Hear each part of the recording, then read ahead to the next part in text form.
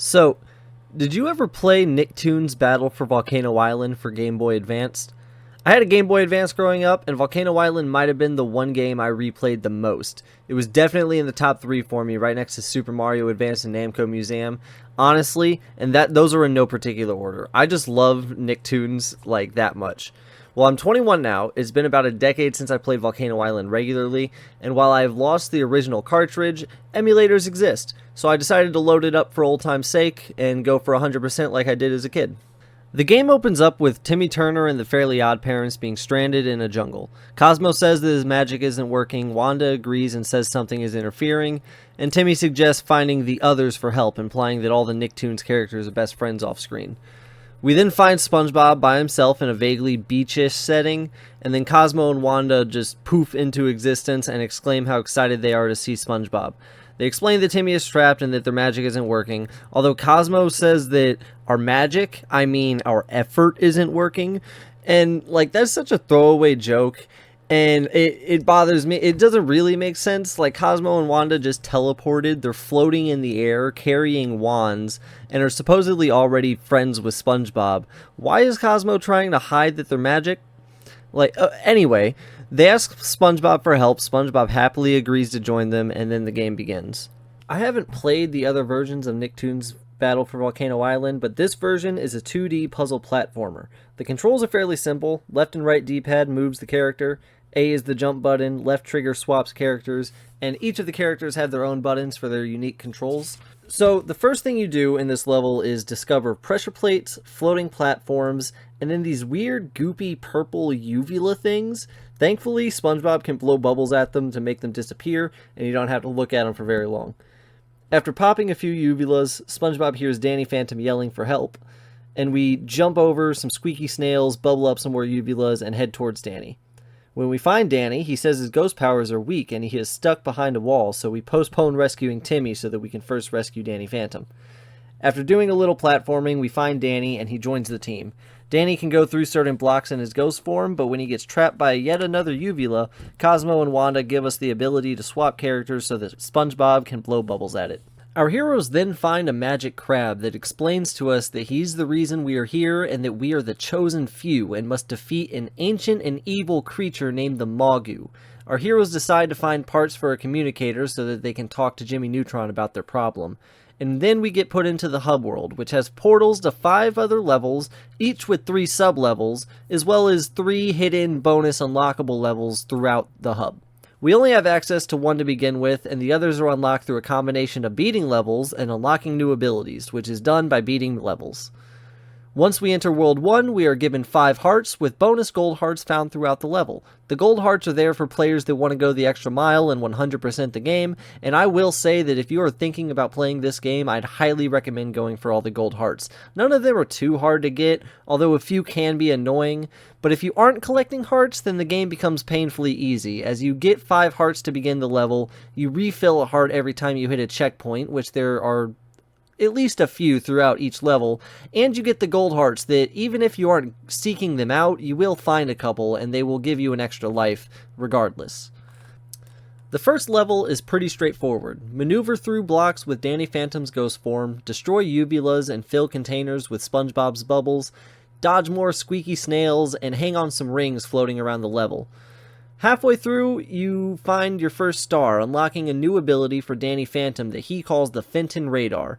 Now Danny can see green ghost blocks that become solid when he's in ghost form. At the end of the level, we find a coat hanger, somehow use it to radio Jimmy Neutron, and Jimmy explains the power of the Magu and tells us to gather parts for a weapon called the Rip Zipper to defeat him. With Danny's new ghost blocks, we unlock the 3 sub-levels for World 1, and honestly, I think the sub-levels outshine the main levels all throughout this game.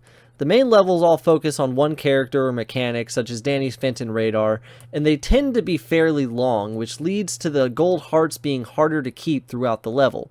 Whereas the sub-levels are shorter and more unique in their design by diversifying the abilities needed to get through. The sub-levels in World 1 are pretty easy, except for this one damn heart that is wedged between 2 columns of purple spikes. The game controls are a bit too fast to reliably be that precise, but it's not too bad.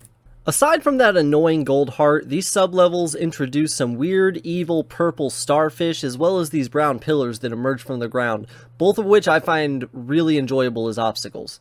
After World 1, we use Danny's green ghost blocks to travel to World 2, where we enter the jungle that Timmy Turner was trapped in. We free Timmy from his uvula prison and add him to the team. Now that we have Timmy, we can use him to hang on rings and slingshot him towards new areas.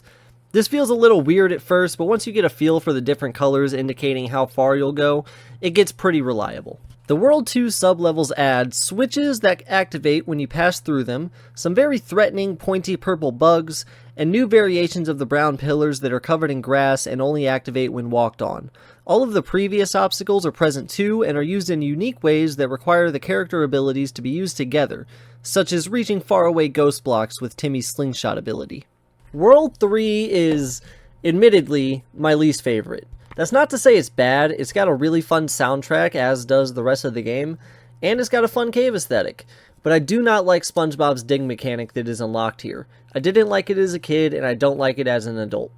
In theory it's fine, as digging through specified terrain does have some cool moments, but through a combination of character movements being very fast and sensitive, as well as SpongeBob taking every turn as wide as a semi-truck, as well as some hearts being in really tight spaces without much room for error, it's just a frustrating mechanic that's fine at best. But aside from the sand, World 3 doesn't add any new obstacles or enemies, but it uses the SpongeBob sand mechanic with the other characters' abilities pretty well and is still just as fun as the rest of the game. World 4 is my favorite of the levels in this game, primarily because of the Western theme and its awesome song, but also because we unlock Patrick Star and his ability to be sticky. Also, he lost his pants, and I found that really funny as a 10-year-old, and I find it really funny now. Now, just like World 3, World 4 doesn't give any new obstacles, but it does use Patrick's sticky ability extensively, as well as bringing other characters in to interact with puzzles in new ways. My biggest gripe with Patrick's sticky ability is that a few of the hearts in the sublevels are hidden below the screen, and you have to use Patrick's ability to fall towards them. Only problem is, you don't see them until you pass them, and when you pass them, you can't go back. So you have to restart the level all over again. Other than that, World 4 is awesome. World 5 gets back to World 1's setting, but now we find Patrick's pants, and he uses them as a parachute to glide with. I will admit, I remembered Patrick's pants to be easier to control as a kid. So the way it works is that Patrick can enter these cannons to launch himself, and he can then glide by tilting himself to change his direction and speed. When it works. But just as the SpongeBob dig mechanic, you just move too fast to be precise with it when you're trying to collect hearts. I still find the ability to be incredibly fun, albeit occasionally frustrating. World 5 also adds a new type of pillar, this one being purple and dangerous to touch. As with the rest of the game's sublevels, the previous obstacles are used in fun ways with the new abilities, such as the tripwire sensors being combined with Patrick's gliding. Aside from the main 5 worlds, there are 3 bonus levels hidden throughout the hub world, each locked until you get to 40, 60, and 80 gold hearts. These levels are meant to be harder than the rest, and they are, but they don't feel unfair like some of the things I've complained about thus far. Also, they're set in space, which is pretty cool. After beating 18 levels and each of the main world levels, the final stage is unlocked. In the final stage, meant to be the volcano of the island, Timmy unlocks his upgrade, turning his slingshot into a comet that can smash through certain barriers. In the background of the stage is Mogu, a big purple elemental-esque villain that attacks the player with purple rays that are fixed to the map, and meteors that fall down onto the player. There are no hearts here, and admittedly, it's pretty easy. Once you beat the Mogu, everyone's powers and magic are restored, and Timmy wishes everybody home. While I do recommend going for all the hearts, all you get at the end of the game is this big statue with a face that reads 100%, and he says congrats. That's it. For nostalgia reasons, I give Nicktoons Battle for Volcano Island on Game Boy Advance an 8.5 out of 10. For realistic reasons, I give it a 6.5 out of 10. And just to clarify, I'm using the Anthony Fantano scale, not like the US school grade system. You're not gonna fail for being underneath a 60. 5 is neutral, 6 is above average, and 4 is slightly below average. And I think Nicktoons Battle for Volcano Island is a perfectly just above average platformer that's really worth a shot if you want something that you can beat in under 3 hours. I hope you enjoyed watching my review for Nicktoons Battle for Volcano Island on the Game Boy Advanced. If you liked the video, please like and subscribe, leave a comment to let me know how I did, and if you want to see me play through the entire game, I've got the whole long play posted in the description below.